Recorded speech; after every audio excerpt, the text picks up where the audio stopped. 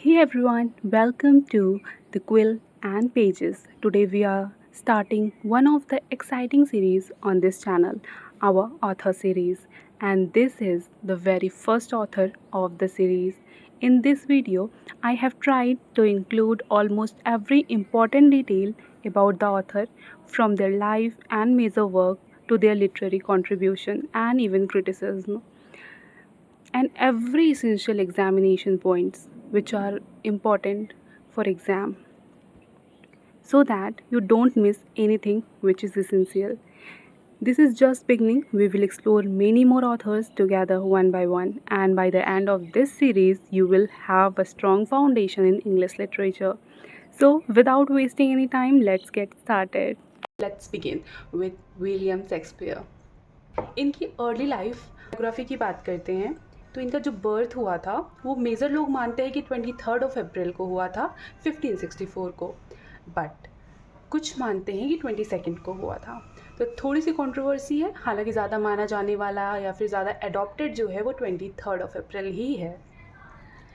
अच्छा, पता कैसे चला था? ये कोई रिटन एविडेंस है नहीं इस चीज़ का कि वो कब उनकी बर्थ हुई थी, लेकिन जो हॉली ट्रिनिटी चर्च है वहाँ पे इनके बैप्टाइज्ड होने की डेट थी, और मेजरली 3rd या 4th डे ही बच्चे बैप्टाइज्ड होते हैं।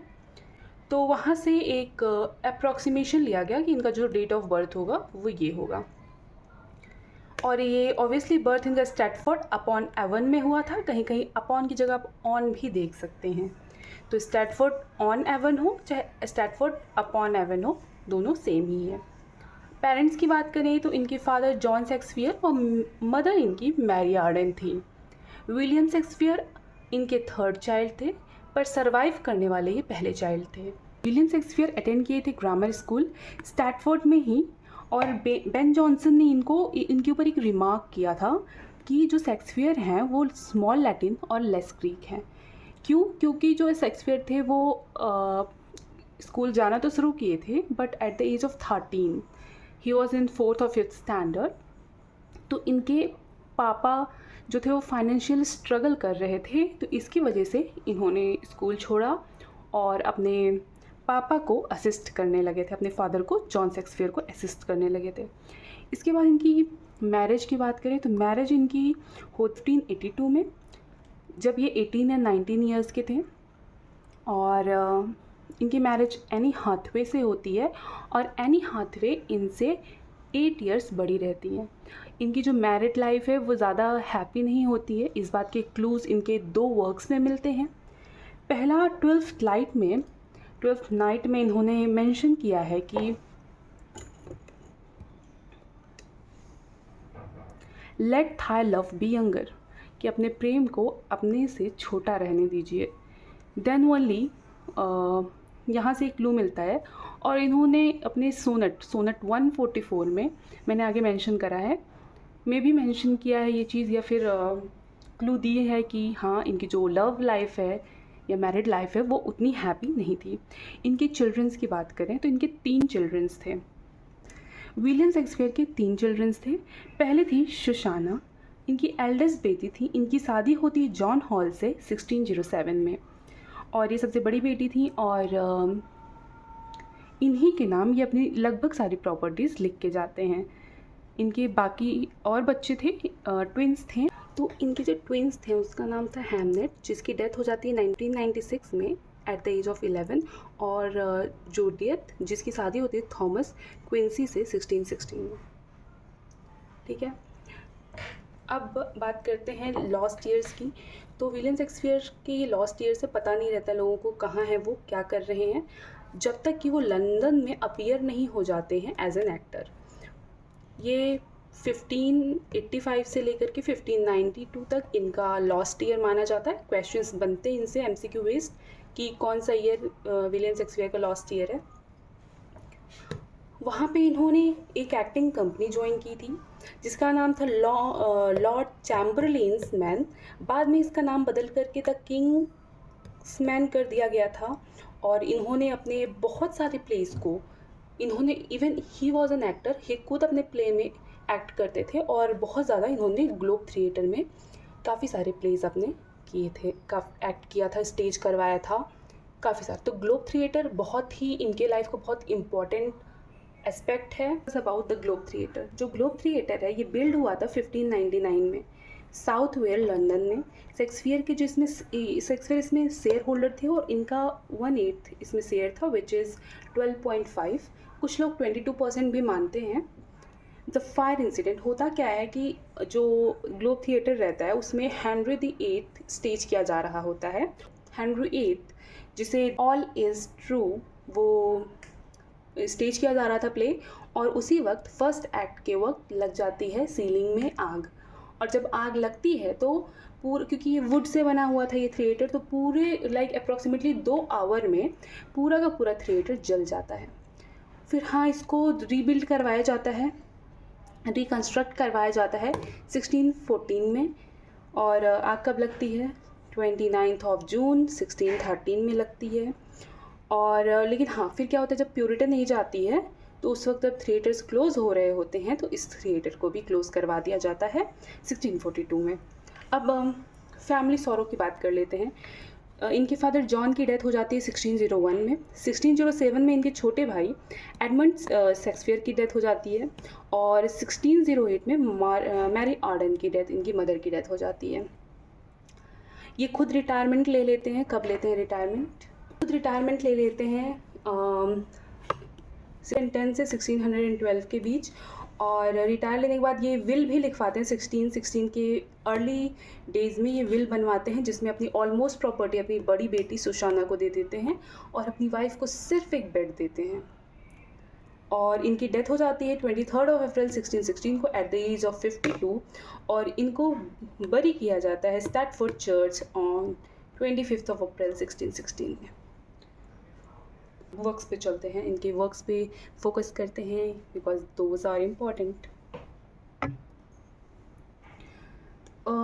प्ले कैटेगरीज़ की बात करें तो इनके जो प्ले हैं वो ट्रेजेडी, कॉमेडी, हिस्ट्री और रोमांस में डिवाइडेड हैं, मतलब 4 कैटेगरीज में डिवाइडेड हैं।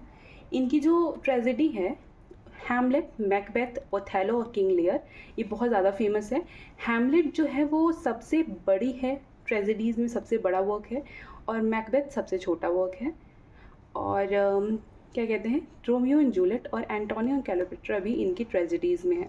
ये इसमें फोकस क्या करते हैं, कैरेक्टर के फ्लॉज पे फोकस करते हैं, मॉरल डायलेमा और इमोशनल डेप्थ पे बहुत फोकस करते हैं विलियम शेक्सपियर इन ट्रेजेडीज़ में। अच्छा, इसके बाद कॉमेडीज़ में आ जाते हैं। A midsummer night's dream, twelfth night, as you like it, the merchant of Venice, इनकी कॉमेडीज़ हैं। इसके फीचर्स हैं कि ये राइम्ड लाइन होती थी, इसमें ह्यूमर बहुत होता था क्योंकि कॉमेडी है तो ह्यूमर तो होगा ही। पॉपुलर होती थी, सॉन्ग के बेस पे ये लिखी गई थी। नेक्स्ट आते हैं इनकी हिस्ट्री प्लेस पे। विलियम शेक्सपियर की हिस्ट्री प्लेस में Richard third, Henry fourth, Henry fifth और हेनरी एट्थ, जिसके स्टेज करते वक्त ग्लोब थिएटर में आग लगी थी। हेनरी जो फिफ्थ है वो एक नेशनल एंथम बन चुका था उस वक्त, और ये 5 एक्ट्स में है। ठीक है, अब हम आ जाते हैं next part which is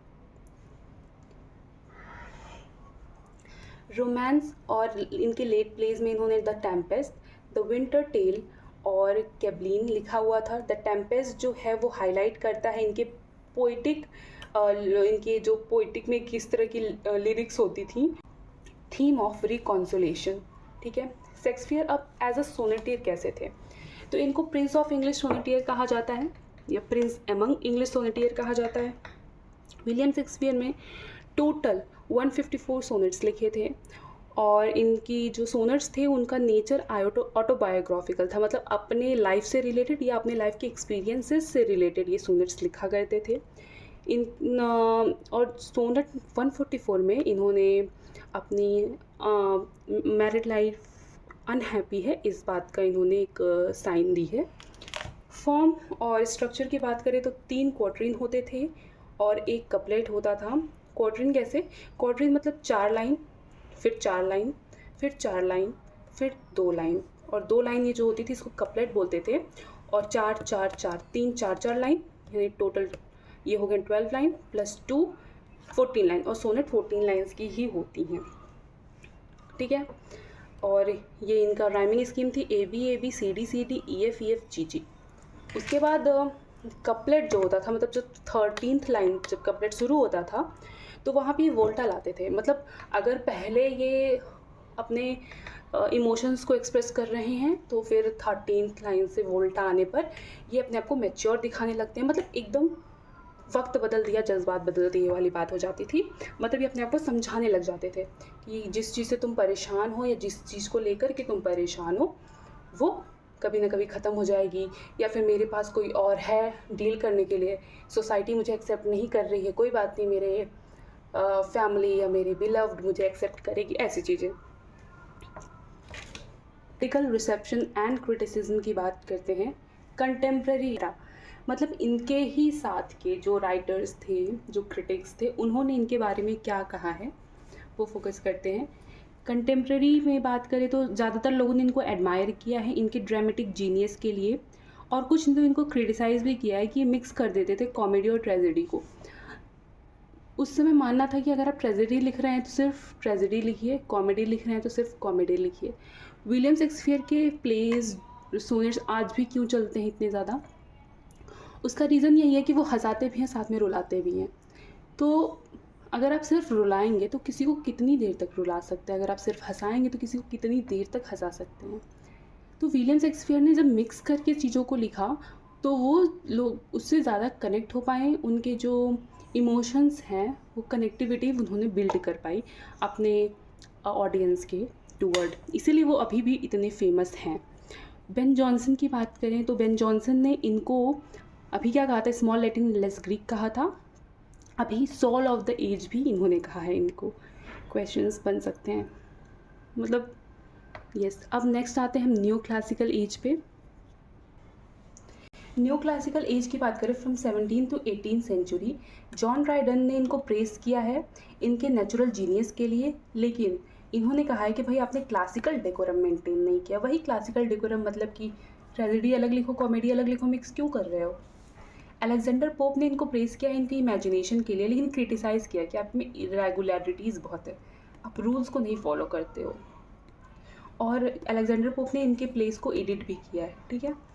doctor Samuel Johnson ने एक वर्क लिखा है द प्रीफेस टू शेक्सपियर 1765 में, उन्होंने इसमें इनको प्रेस किया इनकी यूनिवर्सैलिटी के लिए। मतलब वो हर चीज़ को एक्सेप्ट कर ले रहे हो, बहुत अच्छी बात है। एक्यूरेट डिपिक्शन है आपका, ह्यूमन नेचर जो आपने शो किया है वो है, और जो आपके कैरेक्टर्स है वो टाइमलेस है, वो कभी भी ऐसा नहीं होगा कि कैसे कैरेक्टर्स हैं, वो हमेशा एक्सेप्टेबल कैरेक्टर्स रहेंगे। और बाकी क्रिटिसाइज़ किया है कि भाई आपका प्लॉट बहुत लूज़ है, आप क्लासिकल यूनिटीज़ को फॉलो नहीं करते हो, टाइम और प्लेस कुछ यूनिटीज़ नहीं है टाइम और प्लेस को लेकर के। सो यस, अब आ जाते हैं हम रोमांटिक एज में। रोमांटिक एज की बात करें तो S T Coleridge focused on psychological depth, और हैमलेट के इनडिसीजन को देखते हुए इन्होंने बताया कि भाई जो शेक्सपियर है वो साइकोलॉजिकल डेप्थ बहुत रखते हैं अपने कैरेक्टर्स में। और विलियम हेजलिट ने कहा है, एडमायर किया है इनको, कैसे ये लाइफ को रिप्रेजेंट करते थे। 20th सेंचुरी की बात करें तो टी.एस. इलियट ने हैमलेट को आर्टिस्टिक फेलियर, मैकबेथ को और कॉरियोलानस को आर्टिस्टिक सक्सेस बोला था। और किस कॉन्सेप्ट के बेस पे बोला था, तो ऑब्जेक्टिव कोरिलेटिव के बेस पर 1919 में ये बात इन्होंने बोली थी। टी.एस. इलियट एक कॉन्सेप्ट इनका बहुत फेमस है, ऑब्जेक्टिव कोरिलेटिव, उसी के बेसिस पे बोला था इन्होंने। कहते हैं कि शेक्सपियर को द बार्ड ऑफ एवन भी कहते हैं। एवन मतलब जहाँ पे ये पैदा हुए हैं, जहाँ पे ये इनकी डेथ के वक्त भी यहीं पे थे, तो इनको बार्ड ऑफ एवन कहा जाता है। और famous for introducing blank verse, इन्होंने ब्लैंक वर्स को इंट्रोड्यूस किया था। ब्लैंक वर्स क्या, अनराइमिंग, बिना राइमिंग वाले आयम्बिक पेंटामीटर में होते हैं ब्लैंक वर्स, ठीक है। विलियम शेक्सपियर के सोनेट्स के बारे में थोड़ी और इन्फॉर्मेशन ले लेते हैं। जैसे सोनेट 1 से 17 तक जो है वो फेयर यूथ को डेडिकेटेड है, ठीक है।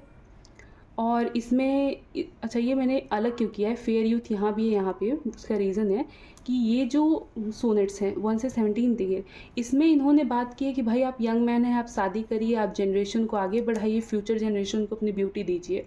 लेकिन फ्रॉम 18 टू 126 उसमें जब ये फेयर यूथ को एड्रेस करते हैं तो वो कहते हैं आप एक्सप्लोर करिए फ्रेंडशिप को और स्पिरिचुअल लव को। अभी तक वो फिजिकल लव की बात कर रहे थे 1 से 17 तक में, 18 से 126 में वो स्पिरिचुअल लव की बात करने लगते हैं। तो ये डिफरेंस है दोनों में, बाकी दोनों एड्रेस फेयर यूथ को ही किया गया है। फेयर यूथ मिस्टर WH को माना जाता है ये। अब आ जाते हैं हम सोनेट 127 से 152 तक। डार्क लेडी को एड्रेस किया जाता है और ये फोकस करता है लस्ट पे, अट्रैक्शन पे और बिट्रेयल पे। इसके बाद 153 और 154 ये क्यूपिड को, कामदेव को, जो रोमन गॉड हैं ऑफ लव, उनको एड्रेस किया जाता है और ये एलिग्री पोएम है। ठीक है, नेक्स्ट कम। अब हम बात करते हैं कि इनके ड्रामा कितने, टोटल इन्होंने 27 ट्रेडिशनली लिखा है, इसमें से 13 से 14 कॉमेडीज़ हैं। अभी हम इसको 39 क्यों मानते हैं, बताती हूँ रीज़न।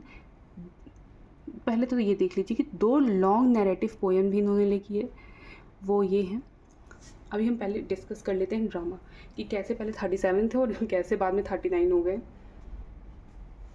शेक्सपियर का जो फर्स्ट फोलियो पब्लिश हुआ था 1623 में पब्लिश हुआ था और सेकंड फोलियो 1632 में पब्लिश हुआ था। फर्स्ट फोलियो में 37 प्लेस थे, 39 मॉडर्न, आप मॉडर्न सर्च करोगे तो 39 आपको मिलेंगे। क्यों? क्योंकि पेरिकल जो कि एक इनकम्प्लीट है, इनको कंप्लीट नहीं किया है। और दूसरी चीज़ कि ये जो 2 नोबल किंग्स मैन है, ये इन्होंने कंबाइंड वर्क है किसका, विलियम शेक्सपियर का और जॉर्ज फिट्जर का, इसलिए अब तक ये मेंशन नहीं था इनके वर्क में, बट अभी मेंशन है। और अदर पोएम्स की बात करें तो lovers complain, the phoenix and the turtle, ये भी इनकी अदर पोएम्स में आती हैं। Last point to be added कि 1623 में John Heminges and Henry Condell ने कंपाइल किया था शेक्सपियर के सारे वर्क्स को, लाइक सारी ट्रेजेडीज़, कॉमेडीज़, उनके लेट प्लेस और उनकी हिस्ट्री प्ले जो भी थे, उन सबको कंपाइल किया था और प्रिंट करवाया था फर्स्ट फोलियो में 1623 में।